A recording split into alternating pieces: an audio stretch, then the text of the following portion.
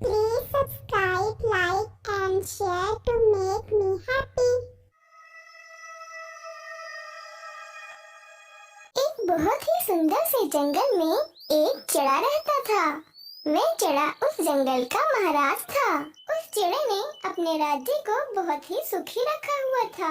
सारे पशु पक्षी अपने महाराज से बहुत ही ज्यादा प्यार करते थे। हर तरफ खुशियाँ ही खुशियाँ थीं। लेकिन महाराज बहुत ही ज्यादा बूढ़े हो चुके थे। चिड़े महाराज की एक सुंदर सी बेटी भी थी जिसका नाम चिड़िया रानी था। चिड़े महाराज के बूढ़ा होने के कारण वे बहुत बीमार भी रहने लगे थे और उन्हें अपनी बेटी की शादी की बहुत ही चिंता रहती थी। आप इतने बीमार कैसे हो गए बाबा? आप तो हमारे जंगल के महाराज हो। हमारे जंगल की कौन सुरक्षा करेगा और कौन हमारे जंगल का ध्यान रखेगा? अरे मेरी छोटी सी चिड़िया रानी, तुम बिल्कुल चिंता मत हो। मैं बिल्कुल ठीक हो जाऊंगा और मैं ही इस जंगल का ध्यान रखूंगा। हाँ बाबा, आप जल्दी से ठीक हो जाएं और हमारे जंगल का ध्यान रखें। बस बेटी, अब मैं बूढ़ा हो गया हूँ और अब मुझे लगता है कि तुम्हारी शादी कर देनी चाहिए। तुम भी बड़ी हो गई हो। देखो बेटी, जो भी चिड़ा तुमसे शादी करेगा वही इस जंगल का महाराज बनेगा। मुझसे अब ये सब काम नहीं होता। मैं बहुत ही ज्यादा बूढ़ा हो गया हूँ। क्या शादी? नहीं बाबा, मुझे अभी शादी नहीं करनी। मुझे आपका ध्यान रखना है। और वैसे भी जब कोई सुशील चिड़ा मिलेगा तो वे कर लेगा मुझसे शादी। कुछ दिन ऐसे ही बीत जाते हैं। चिड़ा महाराज बहुत ही ज्यादा बीमार पड़ जाता है। अब तो चिड़े महाराज को बस यही चिंता रहती थी कि वे अपनी बेटी की शादी करवा दे। एक दिन चिड़े महाराज अपने गुलाम कौवे को बुलाता है और उससे कहता है, कौवे मेरी बात सुनो, मैं बहुत ही ज्यादा बीमार हूँ और मुझे अपनी बेटी की शादी की बहुत ही चिंता है। तुम पूरे जंगल में ऐलान कर दो कि जो भी मेरी बेटी से शादी करेगा वह इस जंगल का महाराज बन जाएगा। लेकिन मेरी चिड़िया रानी सिर्फ उसी चिड़े से शादी करेगी जो चिड़ा ईमानदार होगा। आपका जो हुक्म चिड़े महाराज, मैं पूरे जंगल में ऐलान कर देता हूँ। अगले दिन वह कौवा पूरे जंगल में ऐलान कर रहा होता है। अरे सुनो सुनो सारे पक्षियों, मेरी बात सुनो। मैं महाराज की तरफ से एक पैगाम लाया हूँ। हमारे चिड़े महाराज बहुत ही ज्यादा बूढ़े हो गए हैं और उन्हें अपनी चिड़िया रानी की शादी की बहुत चिंता है, जिस कारण चिड़िया महाराज ने एक फैसला किया है कि जो भी उनकी बेटी चिड़िया रानी से शादी करेगा वह इस जंगल का महाराज बनेगा। लेकिन वह चिड़ा ईमानदार होना चाहिए। जो भी चिड़िया रानी से शादी करना चाहता है वह महाराज के पास आ जाए। ये बात सुनकर सारे जंगल में हलचल सी मच जाती है। ये बात कालू कौवा भी सुनता है। ये बात सुनकर कालू कौवे के शातिर दिमाग में एक योजना आती है। काश के मैं चिड़ा होता और मैं चिड़िया रानी से शादी कर लेता। मैं फिर तो पूरे जंगल का महाराज बन जाता। मेरे कितने मजे होते ना। लेकिन चिड़िया महाराज बहुत ही ज्यादा बूढ़े हो गए हैं और उनका दिमाग अब काम भी नहीं करता। क्या पता वे अपनी चिड़िया रानी की शादी की चिंता में मुझ कौवे से ही शादी करा दें और मैं उस जंगल का महाराज बन जाऊं। एक बार कोशिश करने में कुछ नहीं जाता। मुझे एक बार कोशिश जरूर करनी चाहिए। इतना कहकर कालू कौवा चिड़े महाराज के पास चला जाता है। महाराज, मैं बहुत ही ज्यादा अक्लमंद हूँ और मैं ईमानदार भी हूँ।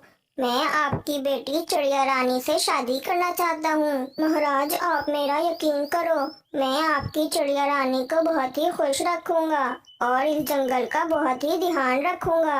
क्या?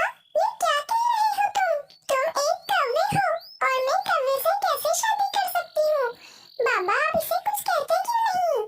मेरी बेटी बिल्कुल ठीक कह रही है। चले जाओ तुम यहाँ से, वरना मैं तुम्हें बहुत ही सख्त दंड दूंगा।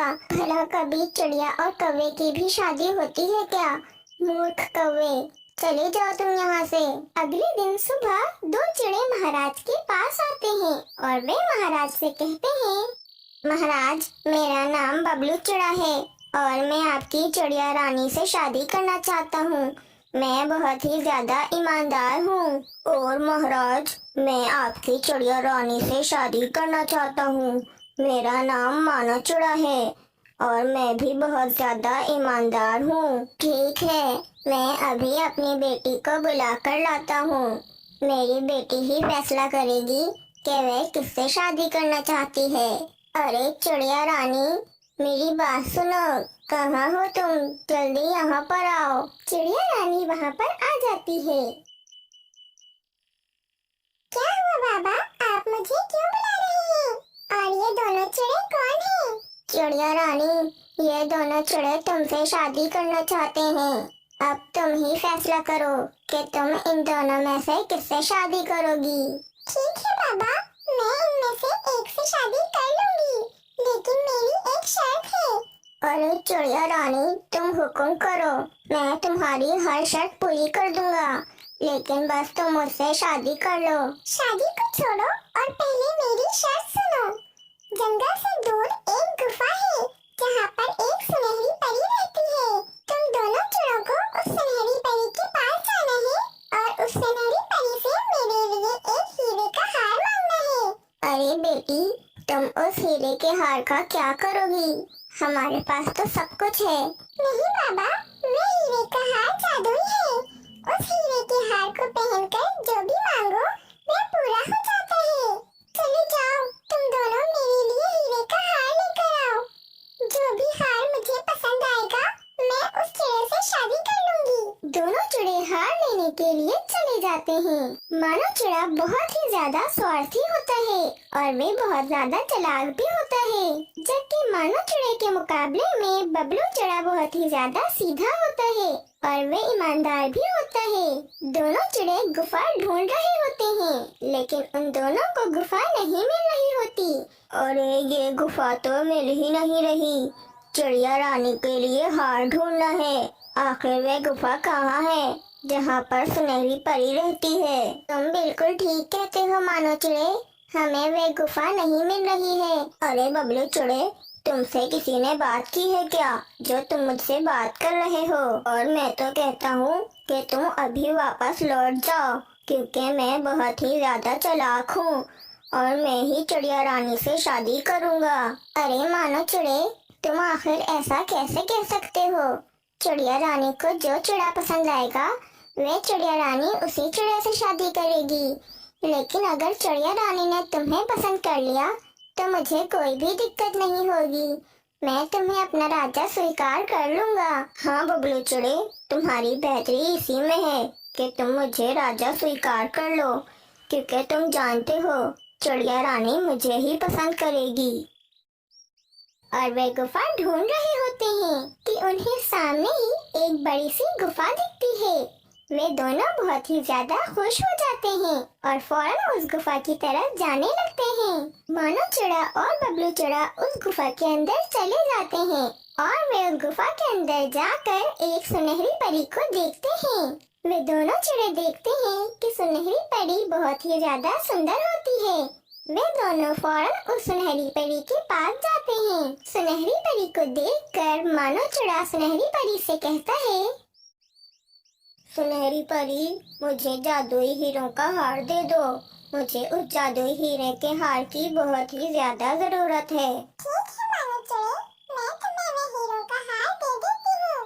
तुम बताओ बबलू चिड़े, तुम्हें मुझसे क्या चाहिए? सुनहरी परी, आप बहुत ही ज्यादा अच्छी हो। मुझे भी बस वे जादुई हीरो का हार ही चाहिए। ठीक है, मैं तुम दोनों को वे जादुई हीरो का हार दे देती हूँ। और फिर सुनहरी परी अपनी छड़ी से जादू करती है और उन दोनों के पास जादुई हीरो का हार आ जाता है। मानो चिड़ा, बबलू चिड़ा, ये हार बहुत ही ज्यादा कीमती है। इस हार से जो भी मांगो वे पूरा हो जाता है। सुनहरी परी की बात सुनकर मानो चिड़ा मन ही मन सोचने लगता है, अरे ये हार तो जादुई है और इस हार को पहनकर जो भी मांगो वह पूरा हो जाता है, तो फिर मुझे उस चिड़िया रानी की क्या जरूरत है? मुझे तो इतना अच्छा हार मिल गया है, अब मुझे उस चिड़िया रानी की कोई जरूरत नहीं है। अगर ये हार मैंने चिड़िया रानी को दे दिया तो चिड़िया रानी मुझसे शादी कर लेगी और फिर पूरे जंगल की जिम्मेदारी मुझ पर आ जाएगी। और अगर मैं ये हार चिड़िया रानी को ना दूं तो भी मैं बहुत ही ज्यादा खुश रह सकता हूँ, क्योंकि ये हार जादुई है और मैं इस हार से जो भी मांगूंगा वह पूरा हो जाएगा। अरे किस सोच में पड़ गए मानो चिड़ी? मुझे तुम दोनों को एक बात बतानी है। ये हार सिर्फ ईमानदार पक्षियों को ही रास आता है, इसलिए ये हार तुम दोनों चिड़िया रानी को ही देना। इस हार से गलत फायदा मत उठाना, क्योंकि ये हार जादुई है और ये बुरे पक्षियों की मांग को पूरा नहीं करता। सुनहरी परी की बात सुनकर मानव चिड़ा और बबलू चिड़ा वहाँ से चले जाते हैं। बबलू चिड़ा, मेरी बात सुनो, हम ये हार चिड़िया रानी को नहीं देते हैं और इस हार से अपनी इच्छाएं पूरी करते हैं। अरे ये तुम क्या कह रहे हो मानो चिड़े? हमें ये हार चिड़िया रानी को ही देना चाहिए, हमें चिड़िया रानी को धोखा नहीं देना चाहिए। अरे बबलू चिड़े, तुम तो बहुत ही ज्यादा बेवकूफ हो। तुम दे दो चिड़िया रानी को अपना हार। मुझे चिड़िया रानी को हार नहीं देना, मैं तो इस हार से अपनी इच्छाएं पूरी करूंगा।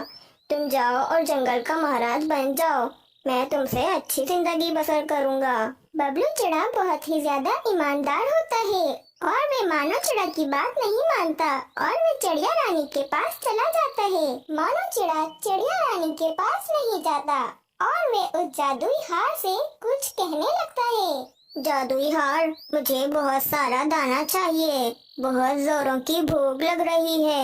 मानो चिड़ा बहुत ही ज्यादा बुरा होता है, जिस कारण वे हार मानो चिड़ा की इच्छा पूरी नहीं करता और वहाँ पर दाना नहीं आता। अरे ये हार तो काम ही नहीं कर रहा, कहीं उस सुनहरी परी ने मुझे बेवकूफ तो नहीं बना दिया। मुझे तो लगता है कि ये हार नकली है। मैं चिड़िया रानी के पास चला जाता हूँ और उसे ये हार दे देता हूँ ताकि चिड़िया रानी मुझसे शादी कर ले और मैं उस जंगल का महाराज बन जाऊँ। अरे बबलू चिड़ी, तुमने तो मुझे हार दे दिया, लेकिन मानो चिड़ा कहाँ है? वह अभी तक हार लेकर क्यों नहीं आया? बबलू चिड़ा मानो चिड़ा की सारी बातें चिड़िया रानी को बता देता है और चिड़िया रानी बहुत ही ज्यादा गुस्से में आ जाती है। थोड़ी देर बाद वहाँ पर मानो चिड़ा भी आ जाता है। जैसे ही मानो चिड़ा आता है वहाँ पर सुनहरी परी भी आ जाती है।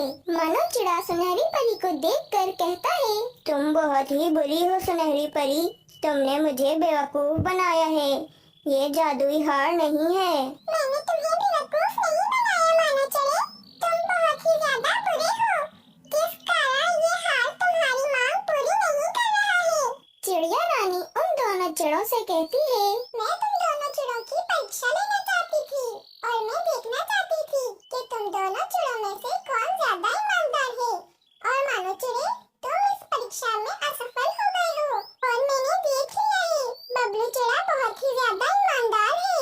मैं बबलू चिड़े से ही शादी करूंगी और बबलू चिड़ा ही इस जंगल का महाराज बनेगा। तुम्हें तुम्हारी लालच की सजा मिली है मानो चिड़े, तुम अब यहाँ से चली जाओ, तुम्हारा ये हार तुम्हारे किसी काम नहीं आएगा।